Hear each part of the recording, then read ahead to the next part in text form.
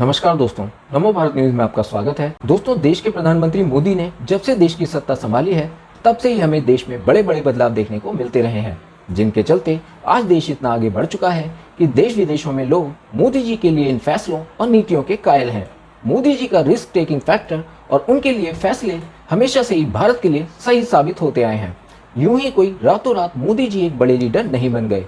इसके पीछे उनका कठिन परिश्रम है, जो बिना रुके किसी न किसी रूप में देश और देश की युवा या आने वाली नई पीढ़ियों के लिए उनका देखा एक सपना है, जिसे वो हकीकत में तब्दील करने में जी जान से लगे रहते हैं। मोदी जी की ऐसी ही नीतियों और फैसलों का असर है कि जिन्हें देख वर्ल्ड के बड़े बड़े लीडर्स तक मोदी जी को विश्व मंच के हर बड़े प्रोग्राम में आमंत्रित करते आए हैं।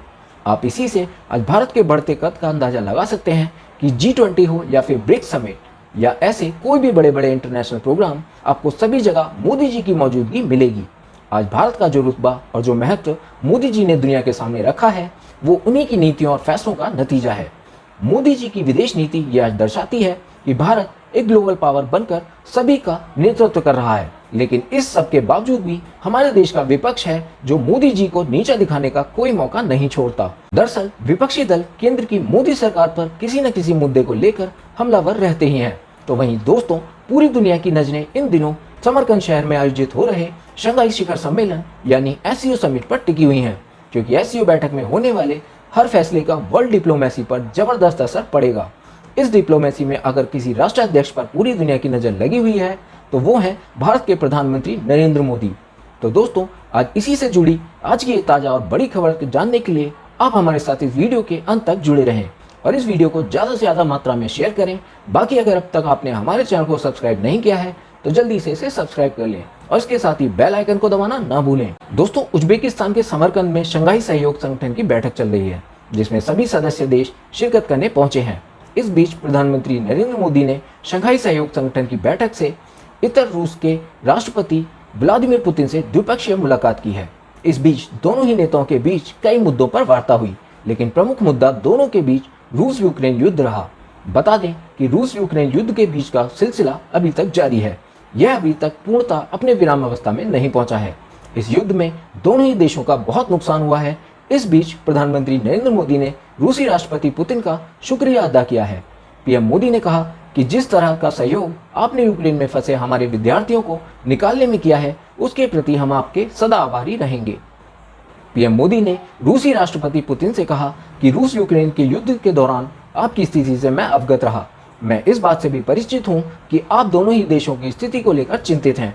हम सभी जानते हैं कि दोनों ही देशों के बीच युद्ध का सिलसिला जल्द से जल्द खत्म हो, क्योंकि यह स्थिति दुनिया के किसी भी देश के लिए अच्छी नहीं है। बता दें कि प्रधानमंत्री नरेंद्र मोदी ने यह बातें पुतिन से वार्ता के क्रम में कही हैं। इसके साथ ही प्रधानमंत्री नरेंद्र मोदी ने दूसरे विषयों पर अपनी राय सार्वजनिक की है। उन्होंने पुतिन से मुलाकात के क्रम में कहा कि आज की तारीख में दुनिया में कई तरह की समस्याएं उभर कर सामने आ रही हैं, जिसमें विकासशील देशों के लिए फूड सिक्योरिटी, फ्यूल सिक्योरिटी, उर्वरकों की जो समस्याएं हैं, उस पर हमें रास्ते निकालने होंगे। आपको भी उस पर पहल करनी होगी। वहीं पीएम मोदी ने आगे पुतिन से कहा कि जिस तरह की भावनाएं रूस ने भारत के प्रति प्रकट की हैं, उसके लिए मैं आपका आभारी हूँ। प्रधानमंत्री मोदी ने पुतिन से आगे कहा कि हमारी यात्राएं 2001 से चल रही हैं। बीते 22 सालों में दोनों ही देशों के बीच रिश्ते काफी मजबूत हुए हैं। पूरी दुनिया हमारे रिश्ते से वाकिफ है। गौरतलब है कि रूस यूक्रेन युद्ध के दौरान ही पूरी दुनिया भारत के रुख को जानने के लिए आतुर थी, लेकिन भारत ने इस पूरी स्थिति में अपना रुख बेहद ही कूटनीतिक रखा था। जहां भारत एक तरफ यह कहता रहा कि युद्ध किसी भी समस्या का समाधान नहीं हो सकता है, तो वहीं दूसरी तरफ रूस की आलोचना करने से गुरेज करता रहा। जबकि अमेरिका सहित दुनिया के कई अन्य देश रूस के खिलाफ मोर्चा खोलने का ऐलान कर चुके थे, लेकिन भारत हमेशा ही रूस की प्रत्यक्ष रूप से आलोचना करने से बचता रहा है, जिसको लेकर कई देशों ने भारत के प्रति अपना रोष भी प्रकट किया।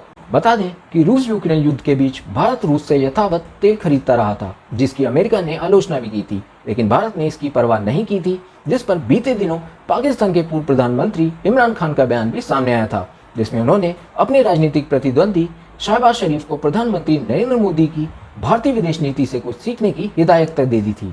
बता दें कि इमरान ने शहबाज को ताना मारते हुए कहा था कि हमें भारत की विदेश नीति से कुछ सीखना चाहिए कि अमेरिका के विरोध के बावजूद भी वो रूस से तेल खरीद रहा है।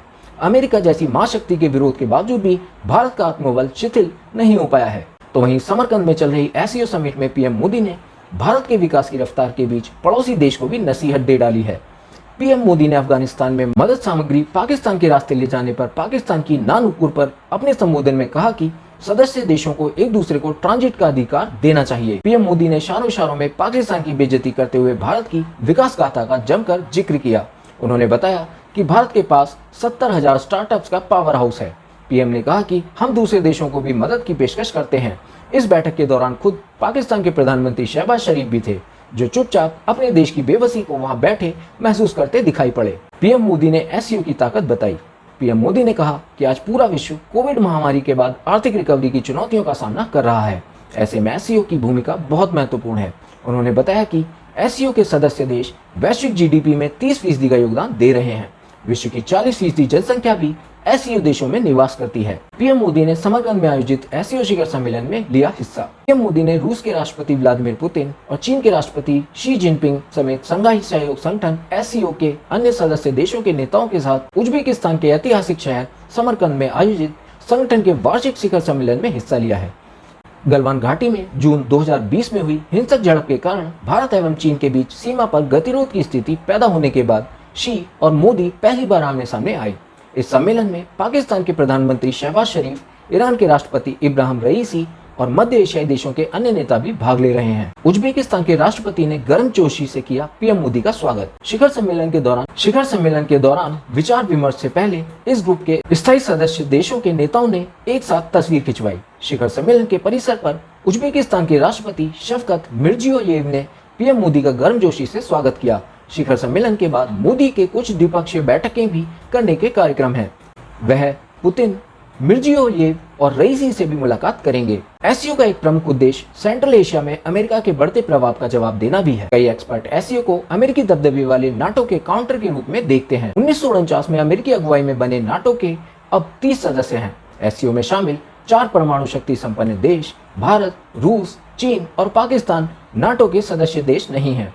इनमें से 3 देश भारत, रूस और चीन इस समय अर्थव्यवस्था और सैन्य ताकत के लिहाज से दुनिया की प्रमुख महाशक्तियों में शामिल हैं। यही वजह है कि एससीओ को पश्चिमी ताकतवर देशों के सैन्य संगठन नाटो के बढ़ते दबदबे का जवाब माना जाता है। भारत और चीन के बीच लाइन ऑफ एक्चुअल कंट्रोल यानी LAC पर तनाव कम होने के बावजूद उज्बेकिस्तान में मोदी और चीन के राष्ट्रपति शी जिनपिंग की मुलाकात पर सस्पेंस है।